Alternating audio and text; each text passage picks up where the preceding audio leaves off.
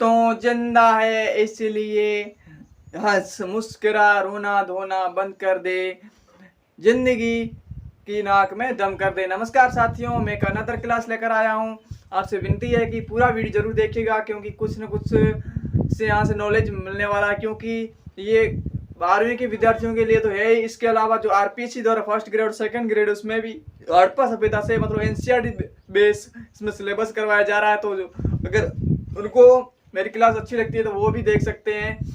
और 12th standard के जो भी विद्यार्थी उनसे रिक्वेस्ट करूंगा पूरा जरूर देखिएगा, क्योंकि आपको इसके नोट्स के साथ आपको क्लास देने वाला हूं, तो जरूर देखिएगा और इसका स्किप ना कीजिएगा, वीडियो पूरा वॉच कीजिएगा। और नोट्स के साथ मैं आपको बोल दूंगा कि अब आप नोट्स लिख सकते हैं, तो तब आप नोट्स बना देना इसके, इसी क्लास के अंत में आपको बता दूंगा। और ये जैसे कि मैंने कुछ छोड़ी है पंक्तियां, उसमें मैं और भी ऐड करने वाला हूं, तो जरूर पूरा देखिएगा जिससे कि आपको नॉलेज मिल सके। आज का वीडियो शुरू करता हूं। ईंट मनके तथा अस्थियां, भाग सेकंड, इतिहास, आरबीएससी एनसीईआरटी जीसी बोर्ड में 2022-23 में 70 में, हरियाणा बोर्ड हो, यूपी बोर्ड हो, बिहार बोर्ड हो, उत्तराखंड बोर्ड हो, झारखंड बोर्ड हो या फिर दिल्ली बोर्ड इत्यादि के लिए महत्वपूर्ण क्लास है। कक्षा 12 पाठ 5 ईंट मनके तथा अस्थियां। आज बात करूंगा हड़प्पा सभ्यता या फिर सिंधु घाटी सभ्यता के दो प्रमुख स्थल हड़प्पा और मोहनजोदड़ो। पहले बात करता हूँ सिंधु घाटी सभ्यता या हड़प्पा सभ्यता। हड़प्पा सभ्यता इसलिए नाम पड़ा क्योंकि सिंधु घाटी सभ्यता का पहला स्थल खोजा गया वो था हड़प्पा, इसी के आधार पर उसका नाम रख दिया हड़प्पा सभ्यता। पहले देखते हैं देखिए इसका फैलाव कहाँ तक है। फैलाव की बात करें तो भारत, पाकिस्तान और अफगानिस्तान तक फैला हुआ, ठीक है। और इसका कालक्रम क्या रहेगा, मतलब इसका कालक्रम एनसीईआरटी मानती है, मतलब सिंधु घाटी सभ्यता या हड़प्पा सभ्यता का 2600 ईसा पूर्व से 1900 ईसा पूर्व। और इसमें प्रमुख मतलब स्थलों की बात करें, पहला स्थल है हड़प्पा, दूसरा स्थल रहने वाला है मोहनजोदड़ो। पहले हड़प्पा स्थल की बात करें, ये स्थिति इसकी बात करें स्थल कहाँ पर स्थित है, तो ये सिंध प्रांत, जो सिंध प्रांत पंजाब में पड़ता है, वो मोंटगोमरी जिला में है। और ये कौन सी नदी के किनारे विकसित हुआ, ये रावी नदी के किनारे विकसित हुआ, जिसकी घोषणा 1924 में लंदन वीकली जो समाचार पत्र निकलता था उनमें इसकी विकसित। और अधिकतर जो भी सभ्यता थी वो है नदियों के किनारे विकसित हुई, क्योंकि वहां पर उनको एक तो उनको जो भी आवश्यकताएं उनकी जो थी दैनिक जीवन में वो भी पूरी हो जाती थी। उसके अलावा जो भी दूसरे मतलब समुद्री मार्ग से मतलब यात्राएं भी करते थे और व्यापार भी करते थे, ये उनके लिए सहायक था। आगे देखें तो इसका तिथि निर्धारण हो किया गया 1931 में, इसका तिथि निर्धारण। इससे पहले कुछ और इम्पोर्टेंट चीज है कि आरंभिक हड़प्पा उस क्षेत्र को कहा गया जो सिंधु घाटी सभ्यता से पूर्व खोजे गए स्थलों को आरंभिक हड़प्पा कहा गया। इसके बाद आमरी नाल है, कोरली, कोरती और सिस्वर, जो ये प्रमुख स्थल थे। और इसकी खोज करता मतलब हड़प्पा की खोज करता है वो दयाराम साइनी। कब की गई इसकी खोज 1921 में। और ये नेतृत्व किसके नेतृत्व में इसकी की गई, और की गई जॉन मार्शल के नेतृत्व में। इसका उत्खनन का मतलब होता है खुदाई करना, उत्खनन का मतलब होता है खुदाई करना, तो खुदाई है जॉन मार्शल के नेतृत्व में की गई। आगे देखें दूसरा स्थल है वो मोहनजोदड़ो। मोहनजोदड़ो की बात करूं, मोहनजोदड़ो आपकी सिंधी भाषा का शब्द है, ठीक है। और यहाँ पर एक शब्द आता है नकलिस्तान। नकलिस्तान मतलब सिंध का हरा भरा जो क्षेत्र है, वो सिंध का जो क्षेत्र है वो क्या कहलाता है, नकलिस्तान। एक नंबर का प्रश्न पूछा भी जा सकता है, तो आपको इसका विशेष ध्यान रखना है। और मोहनजोदड़ो का जो शाब्दिक अर्थ है वो क्या है, वो मोहनजोदड़ो का शाब्दिक अर्थ है मुर्दों का टीला। और इसकी खोज की बात करें मोहनजोदड़ो की, और राखाल दास बनर्जी यानी आर.डी. बनर्जी के द्वारा की गई। तो कब की गई, 1922 में की गई।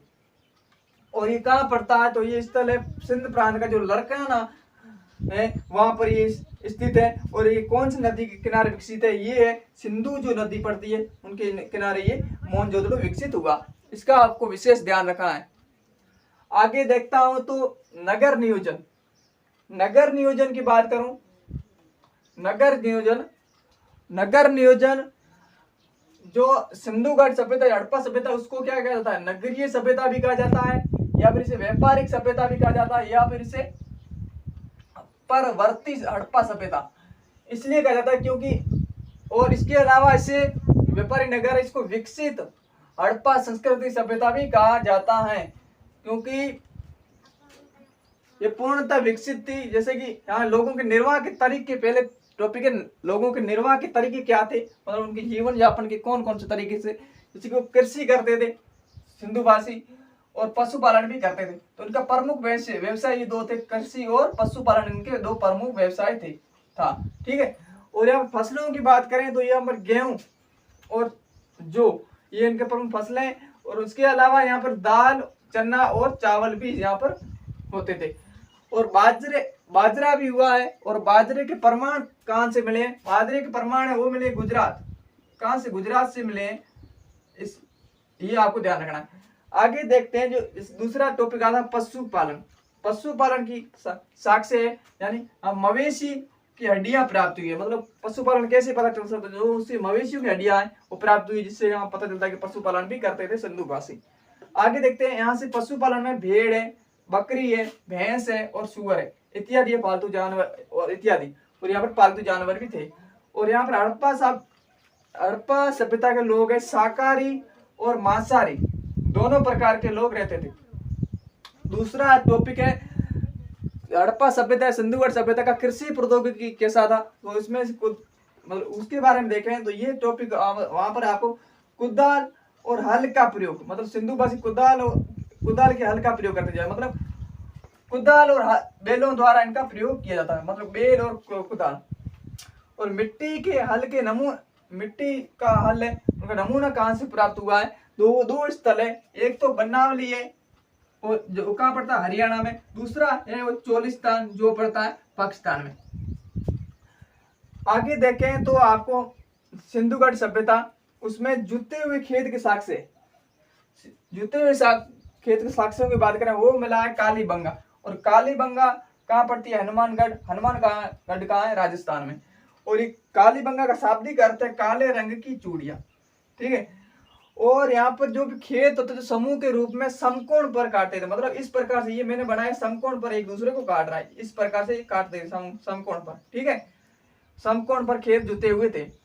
और ऐसे भी मतलब एक ऐसे भी स्थान मिले जहाँ दो स्थानों पर यहाँ पर अलग अलग फसलें भी उगाई जाती थी। ये इसका विशेष तौर पर ध्यान रखना है। और कृषि प्रौद्योगिकी है, इसका संसाधन कौन से थे और उसके बारे में और भी विस्तृत जानकारी, मतलब थोड़ा बहुत और भी मैटर आपको दिया जाएगा। तो आपको यहाँ ये इतना आपको तैयार कर लेना है और ये आप नोट्स फॉर्मेट में आप उतार सकते हैं। तो मेरा ये वीडियो कैसा लगा? अगर अच्छा लगा है तो प्लीज चैनल को सब्सक्राइब कीजिए और बेल आइकन का घंटा दबाना ना भूलिएगा, जिससे कि आने वाले वीडियो का नोटिफिकेशन मिलेगा। अपने दोस्तों के साथ शेयर भी कीजिए।